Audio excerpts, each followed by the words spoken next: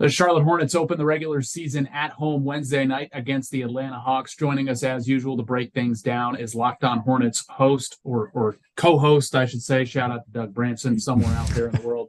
Walker Mehl. Walker joining us.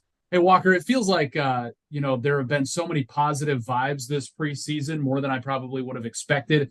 Then those vibes kind of get knocked down by some off-the-court story the last couple of weeks. But in terms of just basketball, for what reasons are you optimistic about this team heading into the season?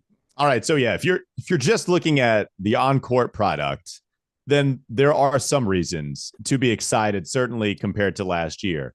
One is that LaMelo's coming into this season healthy. There wasn't any hang-ups here or any injuries that he suffered during the preseason. Remember, he did last preseason. Yeah. So even coming into the regular season last year, there were some problems. You do have a center in Mark Williams who looks fantastic coming into a sophomore campaign. Even if he didn't get into the rotation until about Christmas of last season, that guy looks like a top half center. I would say by the end of this year, he could even continue to ascend in that realm. So love what we're getting there. Steve Clifford talked about the impressive offseason that the veterans had, Nick, Terry Rozier, Gordon Hayward, Terry Rozier coming back a month earlier than he usually does. And those guys had some really nice off seasons. The preseason, until the Boston Celtics game, they were competitive. So Celtics, really good team.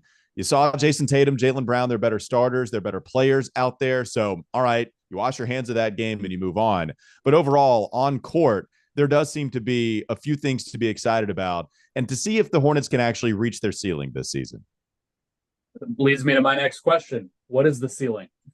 With health and good fortune. I think the realistic ceiling for this team is to get to the play-in game and then through in the play-in tournament, get to a playoff game. That's what my hope is, because I think it's a little too lofty to see at the end of the regular season, the Charlotte Hornets have a record that is good for a top 6 seed. But what I do think is possible is that they're certainly going to be in that play-in realm, and then via the play-in tournament, find a way to get at least a 4-game series, go to a 4-game series, whether it be the number 1 seed, the number 2 seed, whatever. I think that's my optimistic goal for the Charlotte Hornets team to reach. We know in the play-in tournament the last couple of seasons that they actually got there, they were blown out completely. And so if you can get to the play-in tournament and then win and then get to the playoffs after that, I would say you hit your goal if you reach that achievement this season. Let's talk about some individual guys, and you mentioned them. Obviously, start with LaMelo Ball. I mean, I feel like he's taken some national flack lately, and I'm not sure where that's coming from or why it's happening now. I thought in the games that he did play last year, he played at an all-star level. So, why do you think he's getting some of this criticism? I know his game isn't perfect. And what do you think the narrative is going to be about him if he does play full season? Yeah, so it's weird because his rookie season, when he was helping the Hornets win some games, it was the narrative about him was that he was actually affecting winning basketball and that it wasn't just high volume, low efficiency, and the traditional numbers were good. No, he was putting guys in the best position to succeed. He was shooting the 3-ball well. We know about his passing. Now it feels like we've gone into the realm of the complete opposite take, that he's an empty stats guy, that last year, despite only playing 36 games because of all the injuries, he was a little ball hoggy. He put up a lot of shots, and that he was an empty calories guy to the point where, okay, points, assists, rebounds, they're all very good, but he doesn't play any defense. And once he gets inside the 3-point arc, he's not very efficient. You're playing for a losing basketball team. So now everybody is holding that against him. And it's because this is a team that has not gotten past the play-in tournament. And when they did get to the play-in tournament, they've gotten blown out each of those last 2 times. I think that's the reason why national pundits are starting to criticize LaMelo at that level. I think this is going to be a big year for him. I think because not only did LaMelo suffer all those injuries, he had so many injuries to everybody else on this team. PJ Washington was the healthiest guy. Terry Rozier, probably the healthiest next rotation player, and Terry Rozier played 63. You're still talking about missing 20 games from one of your more healthy players last year. I think LaMelo's in for a big season. I expect him to really wow all of his critics and move on up alongside better talent with him. Brandon Miller coming in, Mark Williams being another year into the league. I expect a big year for the star player here. Okay, the other guy that I'm so intrigued by in that starting rotation is Mark Williams, because I feel like he's one of those rare players as a rookie. And you mentioned wasn't in the rotation, wasn't even on the roster, the NBA roster to start the season. He was in Greensboro for a big chunk. But we just saw him get better every time he was out on the floor. I mean, you just literally saw the tangible improvement from Mark Williams. So you think he could be a top half center in this league this year? Oh, man. Yeah, I do. And it's weird. We've been wanting one for a long time, Nick. I think we got him. Yeah. I think we got him. And plus, even the archetype of center, the guy is going to protect the rim at a high level. The size helps him do that, but also his IQ. Such a smart basketball player. And think about the floor that gives you. All right, so if you're a 7'1" center with a crazy long wingspan, one of the taller standing reaches in the NBA, and you're smart, even having some athleticism, I mean, he's got that to his game. I mean, just think about what floor that provides you. It feels like a guy that's going to play in the league for a really long time and be effective for a really long time. Sure, there are things that he can work on in order to reach the all-star level, all NBA. We'll get to that when we get to his fourth, fifth year, hoping that he can reach that type of ceiling. But right now, Nick, I think he's somebody that's a top half center that is going to help this Charlotte Hornets team. He's going to run an excellent, lob game with LaMelo, pick and roll, pick and pop, because he can shoot it at least from 15 feet out. And he even tells us he's going to shoot a couple three-pointers. Steve Clifford talked about it last year. So maybe even the outside game is there for Mark as well. Absolutely love what we're going to get from the first-round pick from a couple of years ago. Yeah, he can change the dynamic of a possession on both ends. He was doing that last year, so I'm excited to see that. Brandon Miller, obviously, we're all excited about. I do think there's a little bit of burn left from not getting number one, not being able to pick Victor Wembanyama. And, a lot of people wanted Scoot Henderson. But when I watch Brandon Miller, and I know it's a small sample size, to me, I'm optimistic that he can become an all-star in the NBA.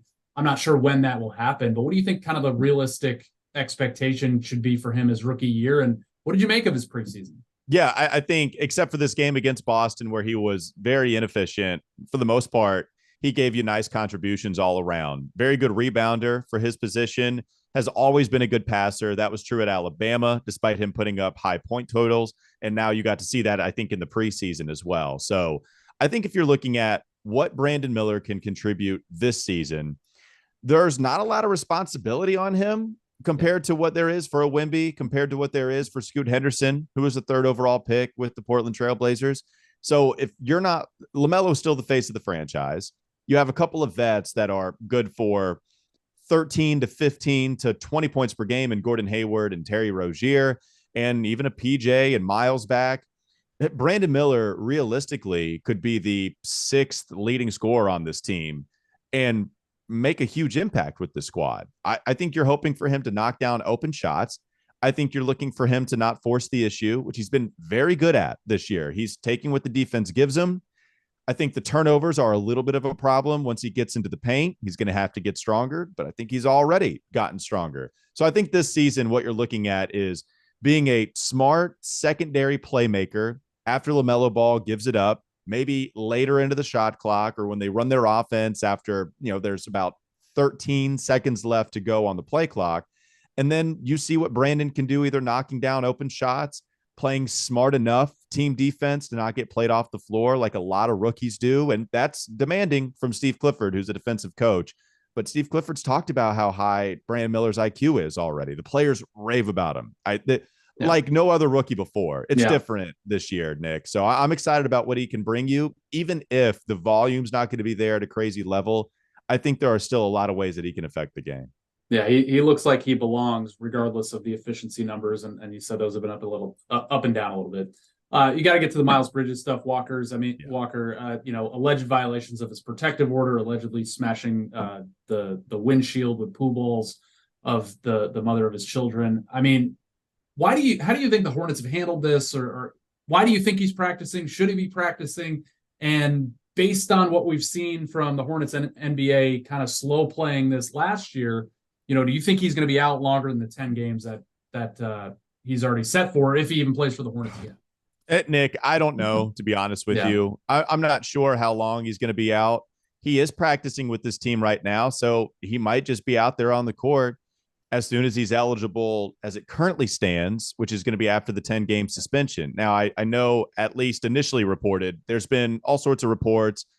It's not been 100% clear with some of this stuff, certainly at the initial reporting.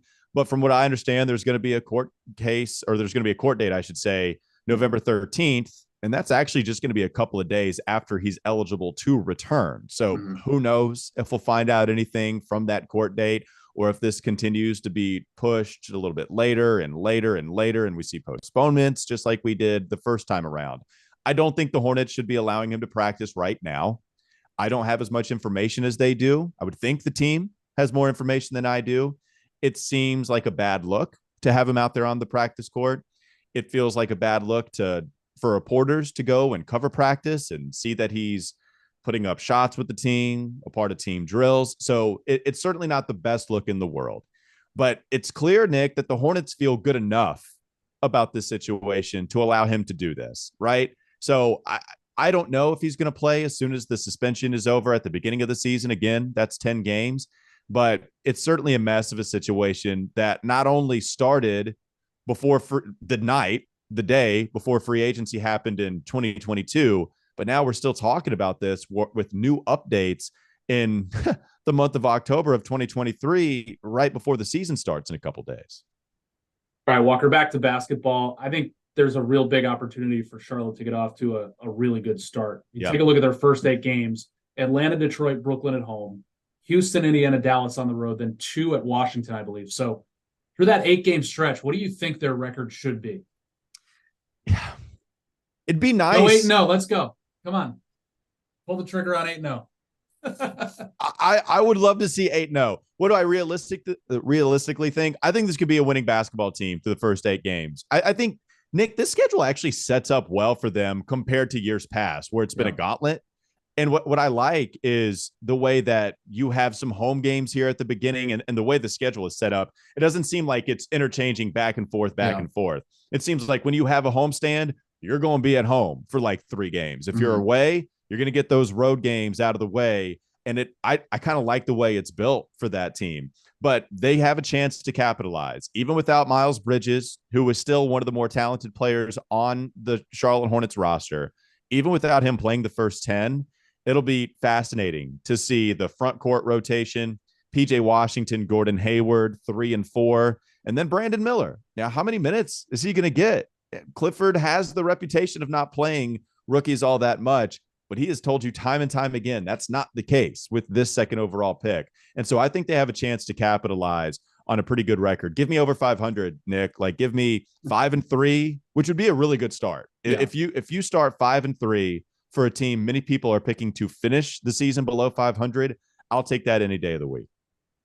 5-3 and headed for play NBA in-season tournament success, baby. Let's go for the NBA Cup. I'm ready. Give me the mid-season title. I will take that and run with it. I'll take any title you give me and run with it. Hanging on the banner. Walker Mehl, thank you.